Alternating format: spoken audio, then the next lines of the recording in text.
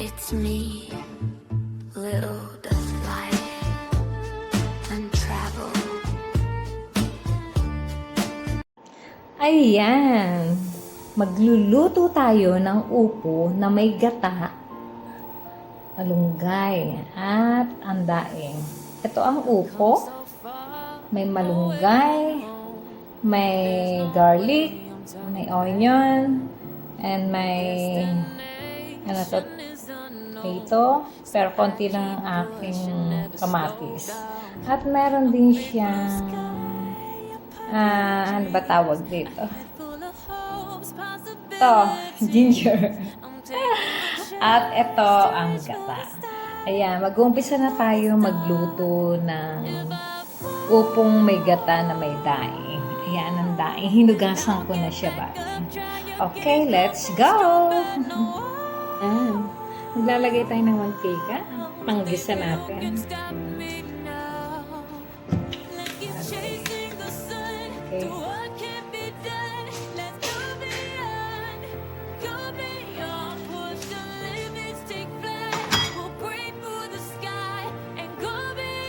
So, bali ang ano natin ay ang ito.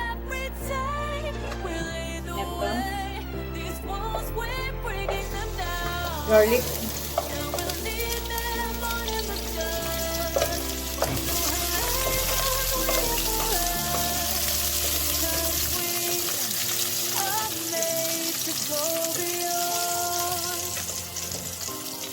Sabayan natin onion.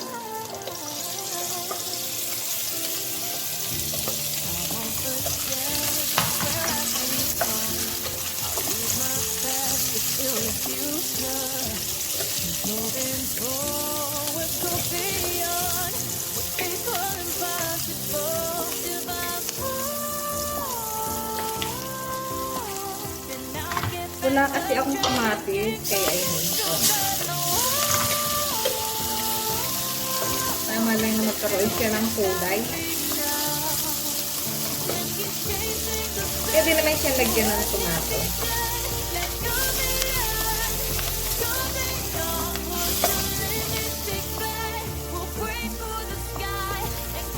Ginger. Nilagay ko na rin yung ginger. Isa-gisa.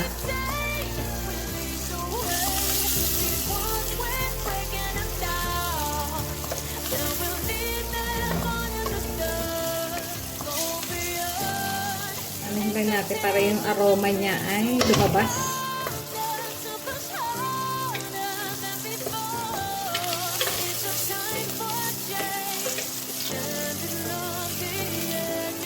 Then, lagyan na natin yung kanyang upo.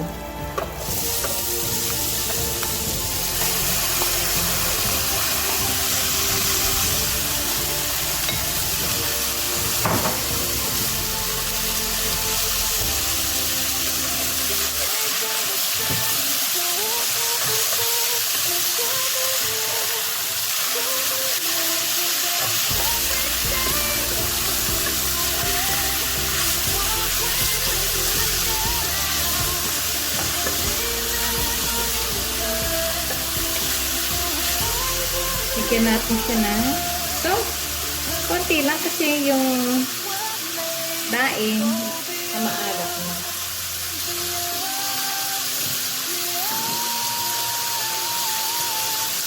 At ang pepper.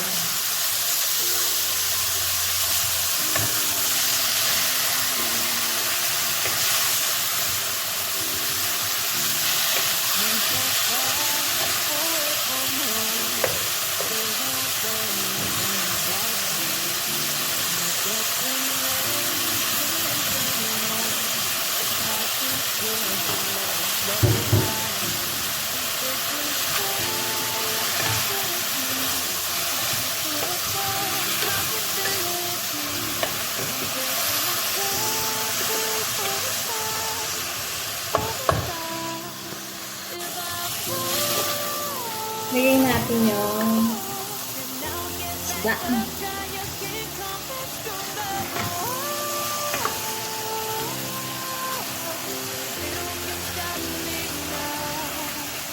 Ito ay daing. Nagasan ko na siya para hindi siya masyado maalat.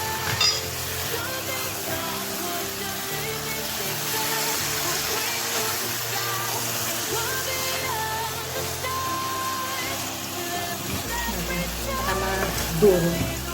Tapos, lagyan natin siya ng gata.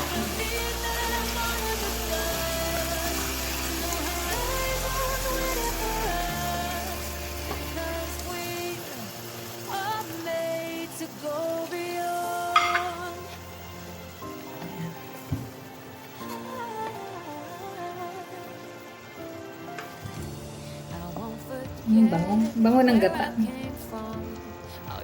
Gano'ng haluin kasi baka nadurog yung isda. Yan, kumukulo na siya. Pag kulo niya, lagyan natin ng konting tubig. Ito na yan. Tubig konti.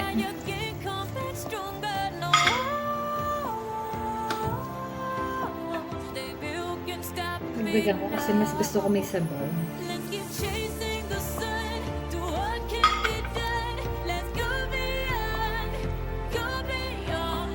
Ayan.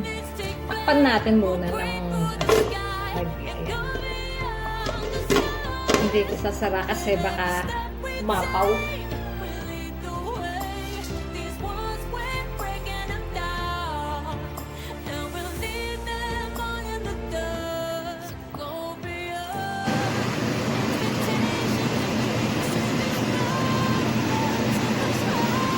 Ito na yung ating daing. Na upo na may daing.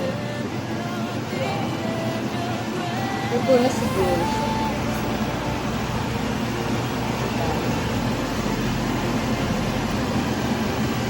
So, lagyan natin ng malunggay. Alam ko sa style.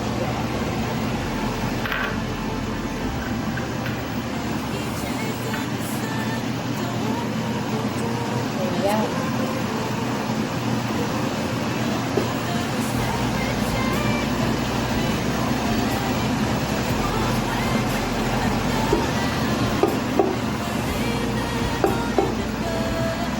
Ayan.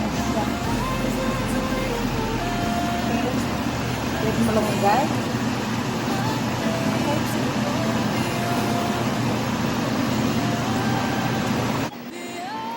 Ayan, kain na tayo. Ayan na yung niluto ko. Rice. And gumawa din ako ng passion fruit. Okay, let's go! Kain na na! Okay. Siguro hanggang dito na lang tayo. I'll see you again for my next video. Bye for now! So I keep pushing, never slow.